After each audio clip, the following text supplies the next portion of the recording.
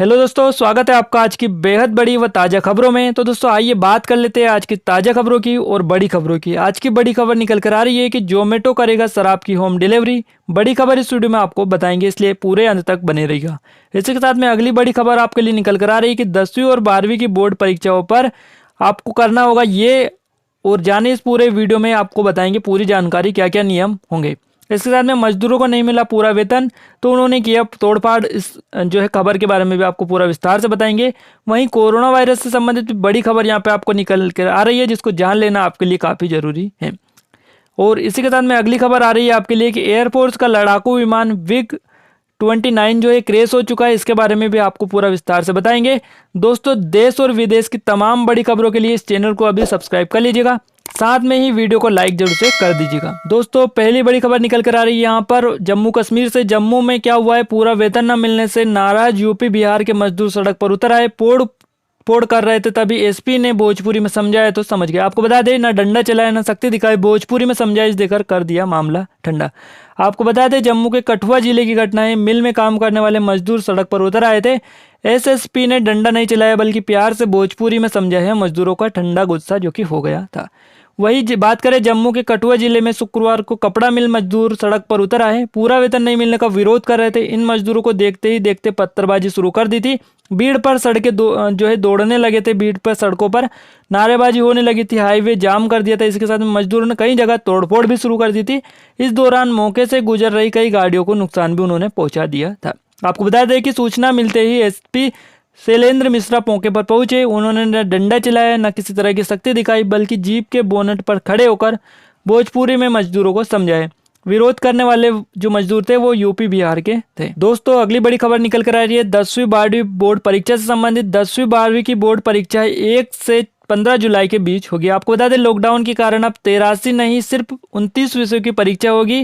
देखिए लॉकडाउन के चलते 10वीं 12वीं के कुल 83 विषयों की परीक्षा बीच में स्थगित करनी पड़ी थी। अब इसमें से केवल 29 विषयों की परीक्षा ही होगी। आपको बता दें केवल उन्हीं विषयों की परीक्षा होगी जो आगे की क्लास में जाने के लिए जरूरी है।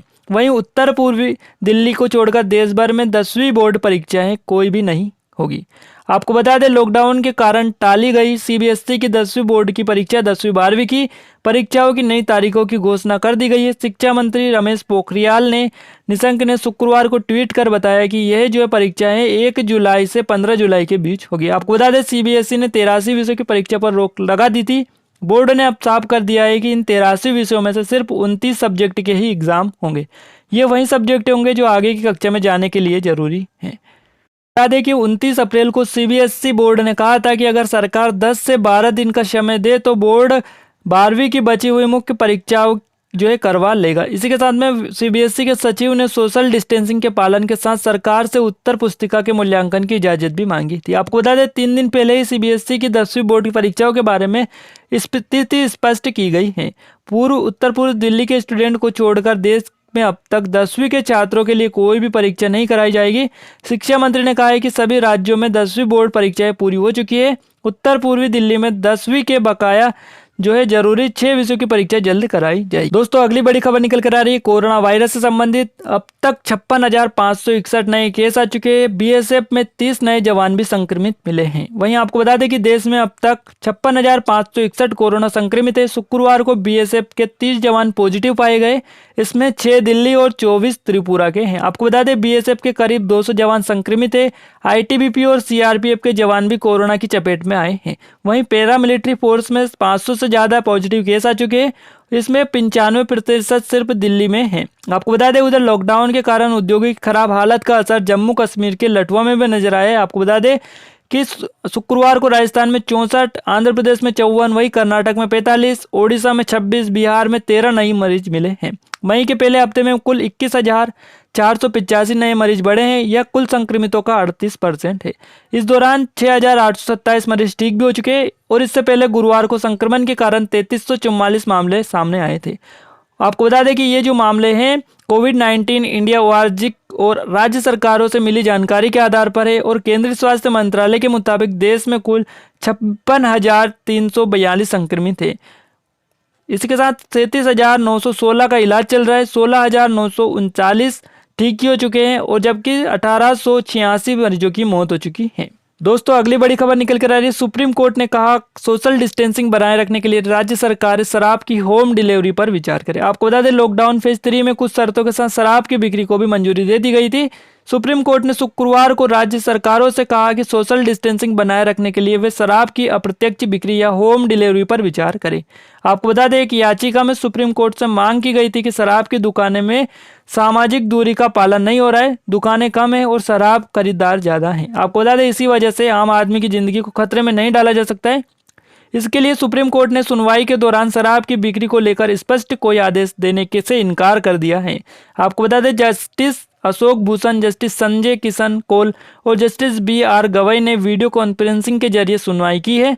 वहीं जस्टिस कौल ने याचिकाकर्ता से पूछा है कि एल्कोहल की होम डिलीवरी पर चर्चा चल रही है, आप हमसे क्या चाहते हैं। याचिकाकर्ता के जो वकील थे साई दीपक ने कहा है कि हम चाहते हैं कि लॉकडाउन के दौरान शराब की बिक्री से कोई भी आम आदमी का जीवन खतरे में ना पड़े। वहीं दोस्तों अगली बड़ी खबर निकल कर आ रही है होशियारपुर से। पंजाब के होशियारपुर में एयरफोर्स का लड़ाकू विमान MiG-29 क्रैश हो चुका है। पायलट सुरक्षित बाहर निकलने में कामयाब रहा है।